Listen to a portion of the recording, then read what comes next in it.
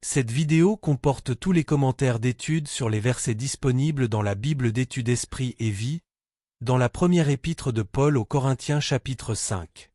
Verset 1. Il y a parmi vous de l'impudicité. Paul écrit au sujet d'un rapport qui lui a été fait concernant l'immoralité qui régnait dans l'église de Corinthe et sur le refus des responsables de prendre des mesures à l'encontre de l'offenseur, versets 1 à 8. Il déclare que l'église, en tant que peuple saint, ne doit pas permettre ou tolérer l'immoralité parmi ses membres. Il donne 3 raisons pour lesquelles l'Église doit reprendre les offenseurs. Premièrement, pour le bien des offenseurs, verset 5. L'excommunication doit leur permettre de se rendre compte de la tragédie de leurs péchés, ainsi que de leur besoin de pardon et de restauration. Deuxièmement, à cause de la pureté de l'Église, versets 6 à 8. Tolérer le mal au sein d'une Église finira par porter préjudice à la moralité de tous. Troisièmement, pour le bien du monde, voir verset 1. L'Église ne peut pas gagner des hommes et des femmes à Christ si elle se conforme au monde, voir Matthieu 5 verset 13.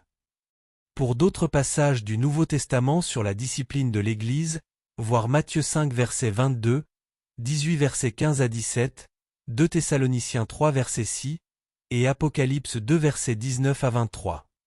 Verset 1. À la femme de son père. Nous ne savons pas exactement de quel péché il s'agissait. La référence de Paul, à la femme de son père, signifie probablement que l'offenseur avait une liaison amoureuse avec sa belle-mère. Premièrement, Paul était consterné et effrayé du fait que l'Église tolérait une telle immoralité. Il considérait cela comme étant beaucoup plus grave que le péché de l'individu lui-même. Deuxièmement, la permissivité des Corinthiens nous interpelle aujourd'hui. Beaucoup d'églises aujourd'hui sont tolérantes et gardent le silence face à l'immoralité de leurs membres, qu'il s'agisse d'adultère ou d'autres formes d'immoralité. Les relations intimes avant le mariage, principalement parmi la jeunesse de l'Église, ne sont pas seulement tolérés mais parfois justifiés sous le prétexte que 2 jeunes s'aiment et se sont engagés l'un envers l'autre. Bien des responsables dans l'Église ne s'opposent pas aux habitudes immorales modernes de la jeunesse d'aujourd'hui et par conséquent bafouent le nom de Christ. À l'instar des responsables corinthiens, ils refusent de pleurer sur la corruption du peuple de Dieu, alors que ce dernier se met de plus en plus à ressembler à la société dans laquelle il vit.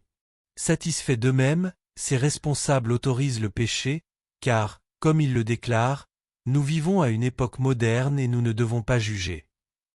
Verset 2. Vous n'avez pas été plutôt dans l'affliction. Paul déclare quelle aurait dû être la réaction normale d'une Église remplie de l'Esprit face à l'immoralité mise à jour parmi ses membres. Ceux qui embrassent les principes bibliques sur la sainteté de Dieu et son aversion pour le péché seront émus aux larmes et saisis par le regret, voir Ésaïe chapitre 6. Ils ôteront la méchanceté du milieu d'eux, verset 2, versets 4 à 5, verset 7 et verset 13. Verset 5. Qu'un tel homme soit livré à Satan. Livré à Satan signifie que l'Église doit écarter la personne immorale de la communion fraternelle et la renvoyer dans le domaine de Satan.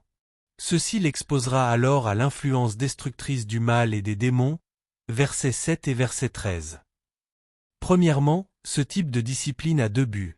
A. Que l'offenseur, en éprouvant des difficultés et des souffrances physiques, puisse se repentir et finisse par être sauvé, voir Luc 15 versets 11 à 24.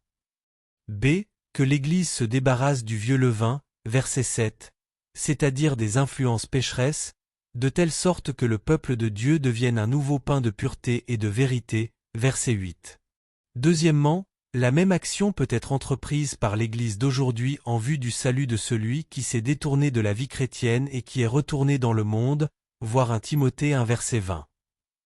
Verset 6. Un peu de levain fait lever toute la pâte.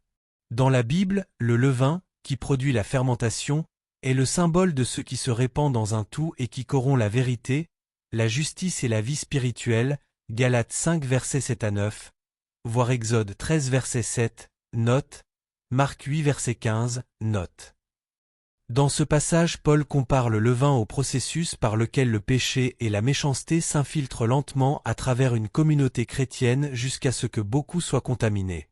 Toute Église qui ne prend pas de mesures radicales contre l'immoralité sexuelle parmi ses membres constatera que l'influence du mal se répand dans l'assemblée et en infecte plusieurs. Le péché doit être extirpé rigoureusement, sinon la communauté chrétienne tout entière ne tardera pas à être corrompue et le Saint-Esprit banni de l'Église. Voir Apocalypse chapitres 2 et 3, note. Verset 12. N'est-ce pas ceux du dedans que vous avez à juger? Les croyants ne doivent pas critiquer de façon superficielle ou injuste un autre croyant, voir Matthieu 7 versets 1 à 5. Cependant, Paul enseigne ici que l'Église doit juger ses membres conformément à la parole de Dieu et aux normes spirituelles lorsqu'il s'agit de péchés graves comme l'immoralité ou une conduite impie persistante. De tels agissements exigent jugement et discipline dans l'intérêt de la personne concernée, de la pureté de l'Église et du témoignage de Christ dans le monde, voir verset 1, note.